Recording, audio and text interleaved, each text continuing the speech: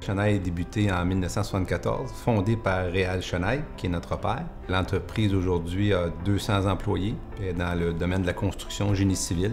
On opère des usines d'asphalte, carrières, travaux d'égouts aqueducs et un petit volet immobilier. Bien, moi, mes débuts chez Chenaille, j'ai commencé au chantier. Ensuite, j'ai fait longtemps la répartition.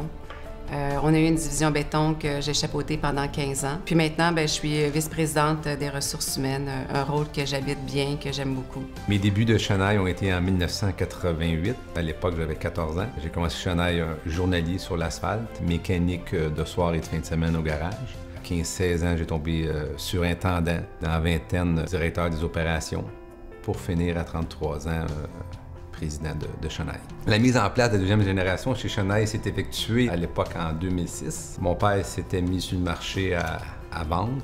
L'offre que notre père nous a présentée à l'époque des négociations, dans le fond, c'est l'offre qui avait été offerte par les autres, les concurrents, qui nous a transposé et qui nous a dit, bien, je vous fais confiance, vous pouvez acheter à ce prix-là. Ils voulaient nous financer sur 5 ans, mais on a réussi à rembourser en 3 ans. Le plus grand défi, c'était de trouver le financement. On était jeunes tous les deux. Emmanuel avait 33 ans, j'avais 38 ans.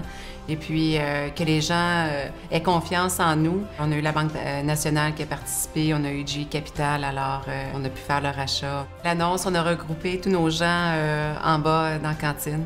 On a sorti le champagne, puis on leur a dit, bien, c'est fait, on a fait le rachat, puis nous voilà maintenant dirigeants. Ce qu'on a essayé de faire avec tous les gens qui étaient alentour de nous, autant fournisseurs, clients ou employés, ça a été de consolider le lien d'appartenance puis de développer un lien d'affaires à long terme. De restaurer la flotte, côté mécanique et tout ça, c'était quelque chose qu'on a entrepris dès le début. On a fait 99 000 tonnes. Pour paver l'autoroute 30. Ça, c'était vraiment un projet qui nous a remplis de fierté.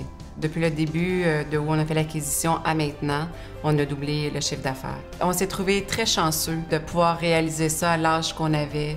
On a vraiment une relation particulière, on est chanceux. On arrive à se dire tout ce qu'on pense, quand même, dans le respect. Oui. Quand ça est là, c'est un bon outil pour continuer, avoir envie de continuer.